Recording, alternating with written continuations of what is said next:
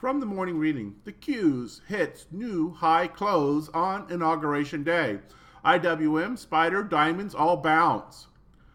Breadth strengthened as advancers led 1888 to 1064 compared to the prior session on the New York Stock Exchange and led 1678 to 1045 on the Nasdaq. On the S&P 500 snapshot, a modest gain on some inauguration volatility. The S&P 500 surged at the open, hitting its 0.59% intraday 10 minutes into the session.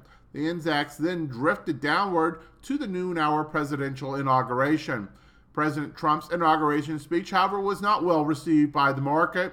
A noon-hour sell-off took the index to a 0.06% intraday low, followed by a relatively volatile afternoon, presumably spent dissecting the speech.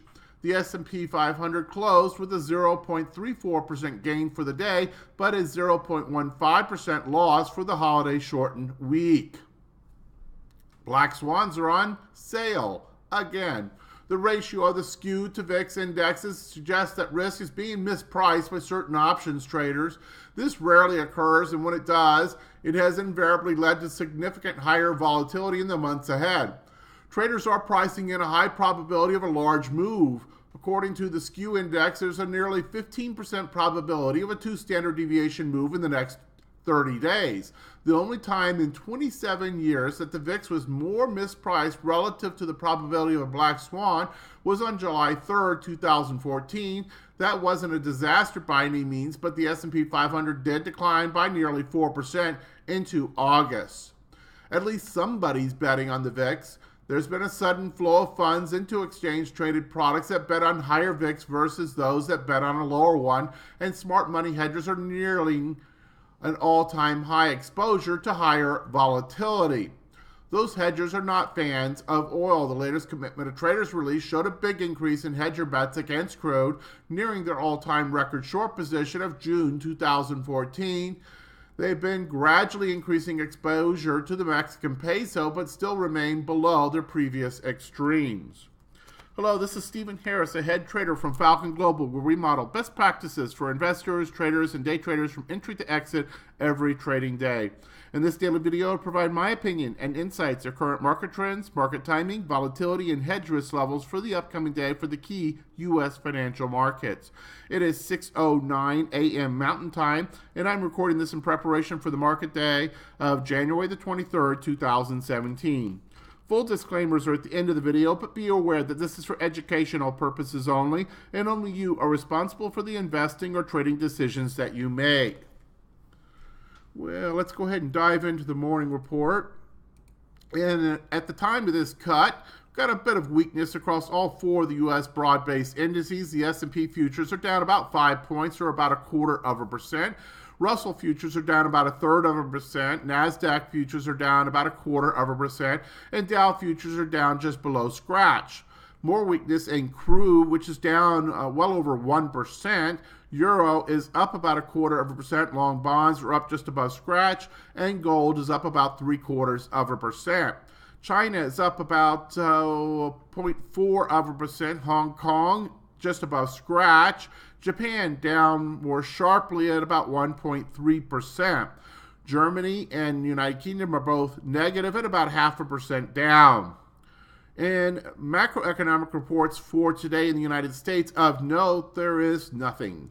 Looking forward to tomorrow for the United States. We have existing home sales, and that seems to be about it. So a fairly quiet beginning of the week from a macroeconomic report standpoint. Obviously, we've got a new president and administration, and we could have, frankly, news at any time as some of these things start to percolate through the first 100 days. So that's probably going to be the primary source of market volatility in the next several weeks.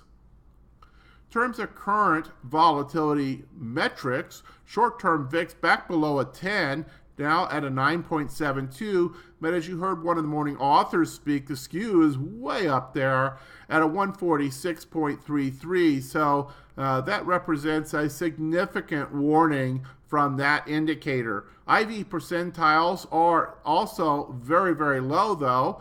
In the S&P, they're at a 9, the Russell 11, the NASDAQ a 6, the Dow a 10.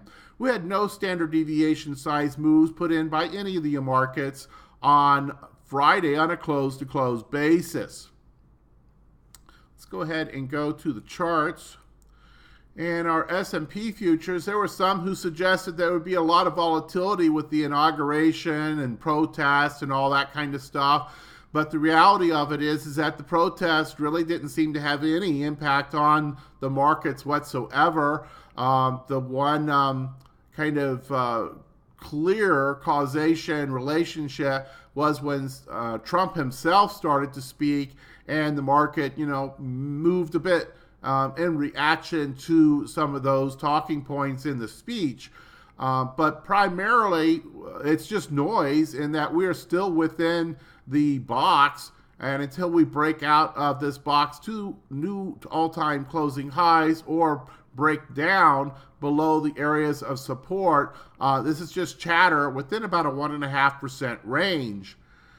In terms of the Dow had a bit more of a bullish day. We'd had a bit of a bearish bias coming into the end of the week action, and Friday was a stronger day, and I suppose not quite a bullish engulfing, but certainly had much of the sympathy of a bullish engulfing, with an open right about the same as the prior day close, and then all the way encompassing the body and closing above the prior body. Now, it's hard to make much of a swing of this. Is that a pivot point and swing point? And we're now going to have, in quotes, a bullish engulfing and then a bit of a move back up towards the highs.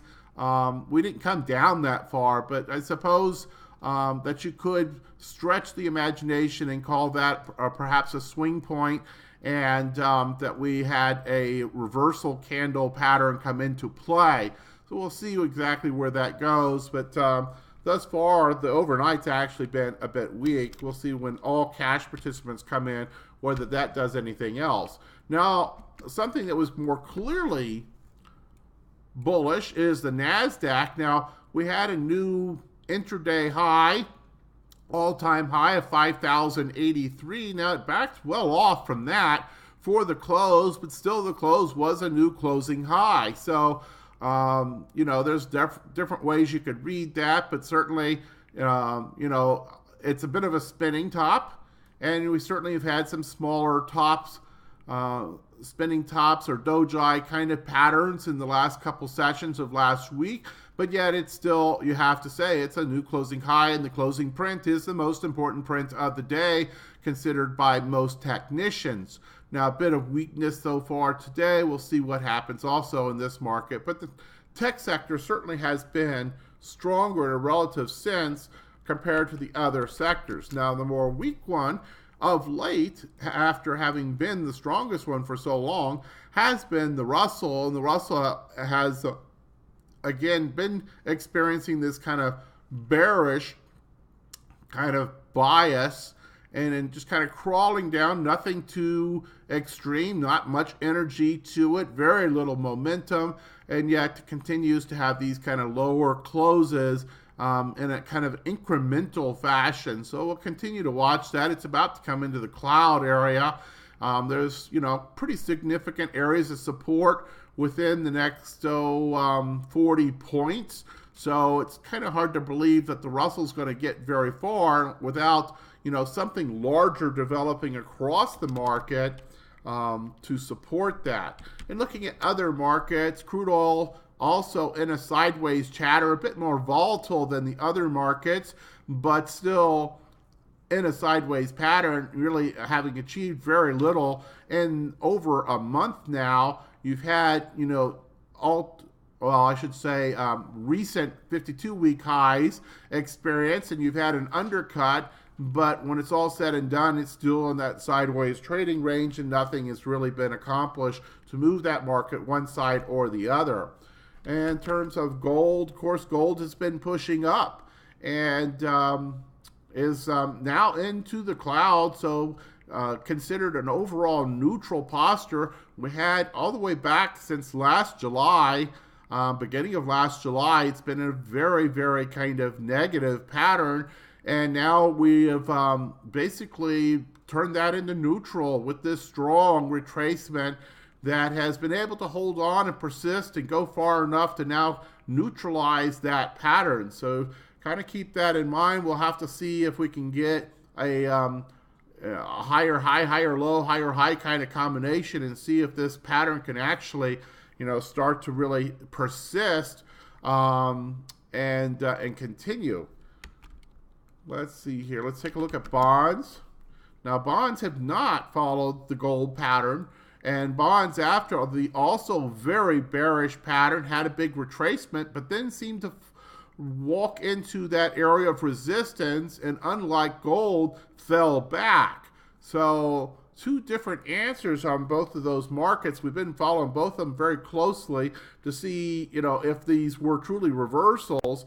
Well, so far the answer on gold seems to be that it's still an open question, and maybe it is a reversal. But with bonds seem to be saying that it was just a retracement, and we seem to have formed another lower high, with the expectation of the next swing being a lower low. Now, of course, the dollar is a big part of all this. Dollar has been somewhat weaker of late, had a bit of a bounce during last week and then fell back off. Hasn't quite yet closed below that low of the 17th. But bottom line is the primary short-term pattern on the dollar has been to the bearish side, while at the same time recognizing that it's coming into pretty significant areas of support from recent swing highs, the clouds, moving average lines, and all. So this may be just a complex correction to ultimately resolve to the higher side, and if that happens, we'll see the responding reactions from the commodities and bonds and other complexes. And let's take a look at the volatility itself. Now, one of the interesting things was there had been a little bit of a pop in volatility going into the election. There's lots of chatter about what the protesters were going to do and so forth. And while there was a couple of hundred anarchists that were certainly at times even violent, breaking windows and burning cars and the like, there was, I think, something like 75 arrested. That was relatively contained and did not interact with the inauguration process itself at all. And that volatility was completely compressed out by the end of trading on Friday and ended up closing back under a 12 to an 11.5.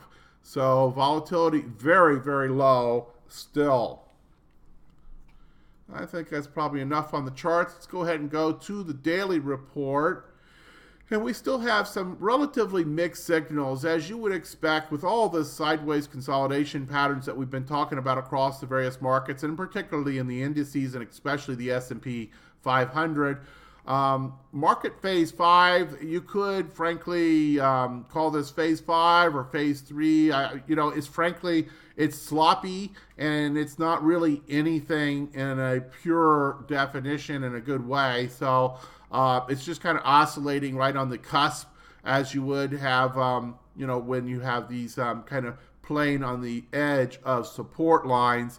So don't make too much of that right now, other than say that, it could be read as a potential weak signal. In terms of the three market timing signals, the first one coming from IBD is confirmed uptrend. That's bullish. GMI index is a 5 out of 6. That's also bullish, and that buy signal's been in place since 11:10. And the stock charts decision point scoreboard had no changes from the end of last week. We're still very sloppy here with mixed signals on short term and mixed signals on long term. And overall, the consensus bias is to the slight side, to the bull side, and yet at the same time, an expectation that any moves to the upside or to the downside are likely to be relatively small and short in duration, especially those to the bear side. Position sizing opinion models both coming in at 100%. Intermediate term market posture, we've seen some weakening here, but still overall the primary signal from the S&P still exceptionally strong bull, still holding above an 80, also supported by an exceptionally strong bullish sentiment line. But we have some cracks showing. You've got the Dow at a 78.1, and we use the analogy that the Bears have the ball, but they're sitting on about the 4-yard line and have a very long way to go to score. So it's about as weak a position as you can have for the Bears to be the ones in control. Same thing with the Russell, but to a little different degree. The Russell team has basically got the ball, and they're sitting in the middle of the field. So this is a bit more significantly bearish and a bit more of a threat. NASDAQ, though, if you look at these two and call them cousins, we normally look for the two of them to move together, is the strongest bull rating. So these are disconnected for the time being, and NASDAQ on poor breath is showing overall strong bull on the intermediate term market posture. So again, kind of mixed signals. So you got this really high rating, but you got this really weak breath. So you got to kind of take that with a grain of salt. Strength of the trend still holding in very strong. Nothing really showing any kind of warnings there. Hedge warning status overall, we're still at a 0+. Normal with some elevated conditions. Strategy opinions. The VIX, I could call this acceptable or below the acceptable range. Frankly, we've been oscillating between the just below 12 and just above 12 for some time now. So I'm just going to put this down right now as a kind of a caution.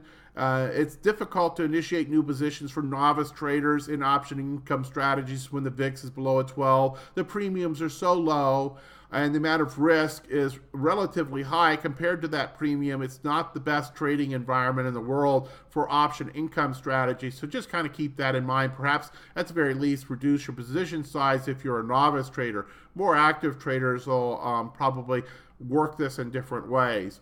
Covered calls and put selling, still okay to initiate positions for both. Just be aware where we are in the charts. We're seemingly somewhat extreme in terms of the need for a pullback, and yet the pullback hasn't happened for weeks now. So we could end up with no significant pullback as one of those options. You get consolidation by time, or you get consolidation by price action. And this could end up being the one by time, and you may never see that 5% pullback. That is a possibility out there. In terms of specific areas of warning, we continue to have a number coming from this condition of low volatility. Perhaps two more significant. The distribution day count for the NASDAQ, here we are at NASDAQ at all-time highs, and yet we have a distribution day count of an 8. So, that poor breath, this distribution day count being so persistently high is a bit of a contrary indicator. The skew, of course, also a very significant warning here, and this is running currently about a 14% probability of a 2 standard deviation move for the next 30 days. So very, very high skew.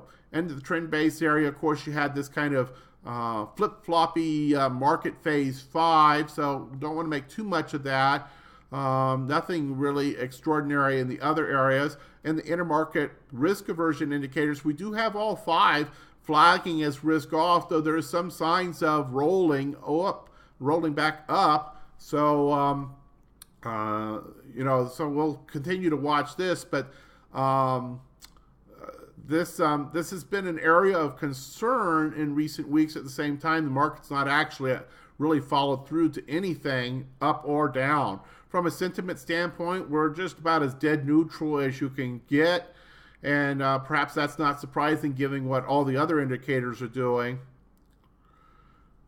Market sector specific, you see breadth was really actually pretty good on Friday. The overall performance up 0.35. Materials, telecom, real estate, consumer staples, information tech, energy, financials, all up about 0.5% or better. So real mix here of both defensive and risk on, and really only healthcare. And of course, healthcare continues to get pummeled even in the new administration. Very hard to find friends for the healthcare sector. And you look at the market postures by time frame, by sector, you can see quite a Christmas tree here, with healthcare and energy being the weakest, and then a whole bunch of them really in a more neutral stance. And even these, for the most part, that are up across all three time frames, many of these are pretty sideways and could really flip if we could get a move to either side and become stronger or really strong on the bull side, or could go to down, down, down pretty quick, because there's so many that are just in a sideways indicator position at this point. The primary thing we're going to continue to watch is to see, what performance is against the rolling 1 month time frame.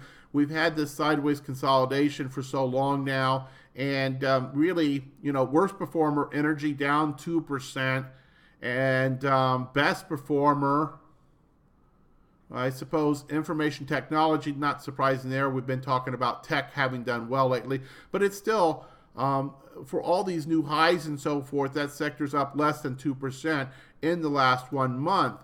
So you can see the effects of this sideways consolidation. Really nobody's getting anywhere significantly up or down at this time. In terms of relative rotation graph, KRE, the regional banks, which had been just this shooting star, has really rolled and has formed a big curve, much like you see with the transportation, and is kind of circled back. So still way up in the upper right quadrant, as is IYZ. That's probably the strongest one in terms of what it's doing right now and improving and becoming stronger. IYZ, of course, is telecom, and that basically means Verizon and AT&T. So you might want to take a look at those two, see if you've got something that you want to do of interest. Most everything else, though, is actually falling. So keep that in mind. Semiconductor, improving. ITB, which is home construction, improving. But many of these are basically kind of been pulling back from some of their strength of late. So I think that's probably enough for today. Mondays are always a bit long, and we've gone over 22 minutes at this point. So let's go ahead and wrap this thing up and get to publishing. I'll scroll through these slides. If you see something of interest, just hit the pause button.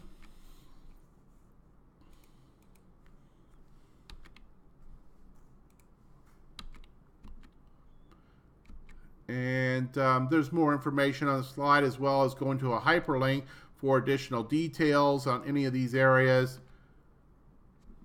Disclaimers, as always, hit the pause button if you need more time to review the disclaimers. Also note the hyperlink at the bottom for the full set of disclosures. We'll be back here tomorrow for the market preview from Falcon Global. In the meantime, manage that risk profile and go out there and learn something about your trading and investing activities each and every trading day. Good trading.